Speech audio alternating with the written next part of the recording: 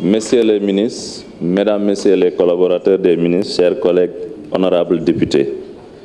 Monsieur le ministre du Budget, des Finances et du Budget, ñu ngi lay féliciter ci liggéey bi nga xamante ni yaa ngi koy def di fàttali rek ci examen projet de loi de finances initiale leen jógee gis nañ taxawaay bi gis liggéey bi ngeen nekk di def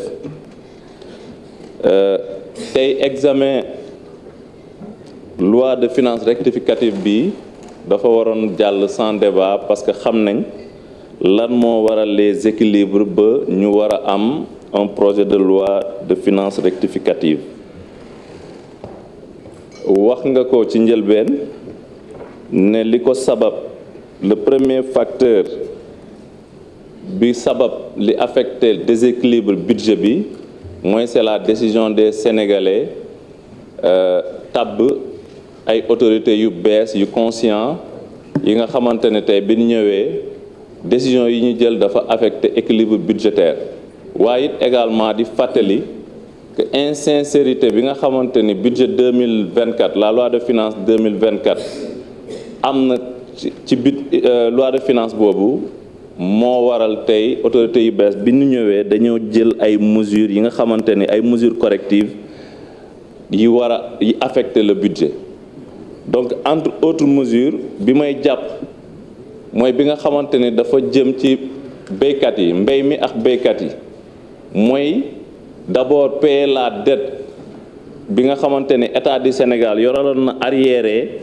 des opérateurs mais surtout subventionner lii di engrais bi ak jiw bi loolu mu nekk li nga xamante ni tey sénégalais yi mën nañ cee teg seen bët parce que dund nañ ko ci noonu la ñuy expliquer les sénégalais lan moo waral li affecté le déséquilibre du budget de 2024 monsieur le ministre di leen encourager surtout ci mesures correctives yi ngeen bëgg a jël surtout dans l'amélioration de la mobilisation des recettes après avoir constaté les sources d'errement yaa ngi am projet def refonte du code général des impôts parce que ñun dañoo jàpp ni le code général des impôts dafa adapté wul ak suñuy réalité actuelle socio-économique dañoo war a adopter un nouveau code général des impôts bi nga xamante ni tey war na gën a mën a permettre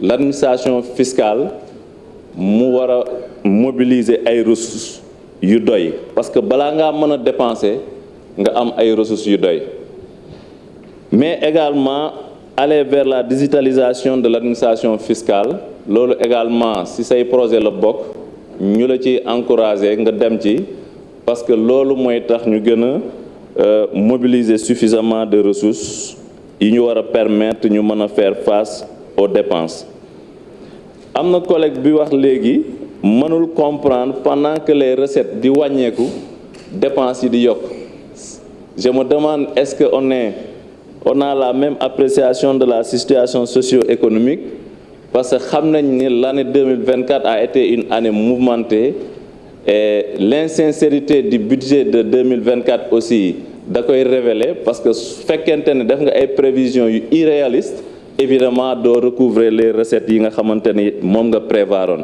mais également la situation socio-économique a été tellement tendue que même si c'était prévu avec sincérité mënoo woon recouvrer ndax situation bi dépenses yi li ko yokk également xam nañ ko j'ai mis l'accent notamment sur la subvention sur le paiement des arriérés mais sur la subvention des intrants mais wax nañ également situation bi nga xamante ni les inondations et toutes les autres catégories de dépenses yi nga xamante ne c'était imprévu loolu mooy expliquer justement l'augmentation des dépenses et au même moment les recettes wàññeeku donc loolu moo indi un déséquilibre profond ci budget 2024 bi war a tax tey comme je l'ai dit tantôt on devait voter ce projet de loi de finances rectificative sans débat parce que les motivations yi nga xamante ne moom moo koy justifier sont évidemment fondées. Je vous remercie. Merci beaucoup, honorable député Ibou Gueye. Donc, honorable député Cheikh Ahmed Tidiane Youm, vous avez la parole Honorable député Ousmane Sy se prépare. Merci, Monsieur le Président, chers collègues. Bonjour, Messieurs les ministres. Nous nous adonnons aujourd'hui à un exercice de transparence, de reddition des comptes. Et en même temps, cet exercice nous permet de mesurer l'état de nos finances publiques. À travers cette loi de finances rectificative, nous avons relevé le poids de l'investissement des ressources extérieures, je veux dire, qui est chiffré à 1113 milliards contre 900 milliards pour les ressources internes. Cela peut traduire à une faiblesse de notre administration. Même si à travers la loi de finances initiale 2025, vous avez parlé, ou vous nous avez annoncé des réformes au niveau fiscal, mais les réformes annoncées manquent de mesures concrètes pour leur mise en œuvre. Et nous avons vu dans un passé récent que de telles annonces, nous avons relevé un retard dans la mise en œuvre de telles mesures. Donc il serait bien, Monsieur le ministre, que vous nous précisez les mesures précises, concrètes qui seront mises en place pour la mise en place des réformes que vous avez annoncées, comme la rationalisation de l'exonération fiscale. Je vous avais parlé hier de la subvention généralisée du carburant et de l'énergie. Une étude de la Revue française d'économie et de gestion nous renseigne que les ménages les plus aisés, les plus riches, de plus de 20% supérieurs, ont capté plus de 52% des subventions qui ont été allouées à la population en 2022. Tandis que les 40% des ménages les plus faibles n'en ont capté que 14%. D'où l'urgence à revoir cette subvention généralisée. Et vous étiez d'accord avec moi qu'il était urgent de revenir à des termes beaucoup plus adaptés. Et c'est pourquoi je vais aller plus loin. Concernant la subvention énergétique, c'est vrai que le rapporteur nous précisait que vous allez recourir au service des institutions internationales, mais moi je pense qu'on peut rester au niveau local, comme l'a précisé un des parlementaires. On pourra étudier la possibilité de mettre en place des coupons énergétiques afin de pouvoir mettre en place des mécanismes compensatrices qui pourraient être beaucoup plus favorables aux ménages les plus vulnérables. Des coupons énergétiques, et les bénéficiaires seront sélectionnés à travers le registre national unique. Et chaque bénéficiaire recevra un coupon à travers son identification, le numéro d'identification nationale de ce registre unique. On pourra faire de même pour le carburant.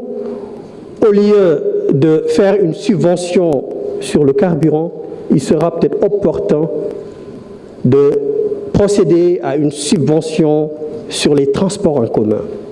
Puisque un parlementaire l'a dit tout à l'heure, certains ménages n'ont même pas les moyens de s'acheter une voiture, alors que le bas peuple, les Sénégalais diminuent, prennent les transports en commun, faire de sorte que le service soit réduit. Et ce qui pourra faciliter, réduire la congestion et atténuer la pollution. Donc c'est effectivement quelque chose qu'il faudra peut-être approfondir, y réfléchir. Je finirai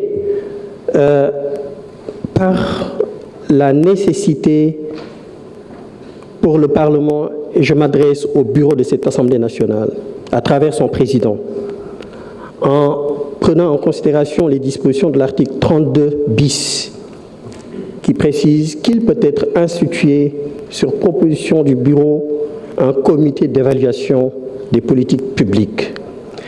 Lors du marathon budgétaire, certains ministres, pour ne pas dire tous les ministres, ont manifesté leur volonté de vouloir travailler de façon étroite avec les parlementaires, à travers les commissions respectives. Donc il serait nécessaire, Monsieur le Président, avec votre bureau, de mettre en place ce comité d'évaluation des politiques publiques qui sera bénéfique pour nos concitoyens et pour l'exécutif. Merci pour votre attention. Merci beaucoup, honorable Cheikh Tidiane Youm. Donc, honorable Ousmane Ciss, vous avez la parole. Honorable Guimo Souaré se prépare.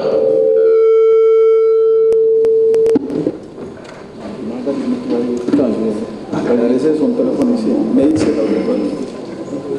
Son téléphone est là. Téléphone me connaît. Non, il est là. Non, non. Prépare.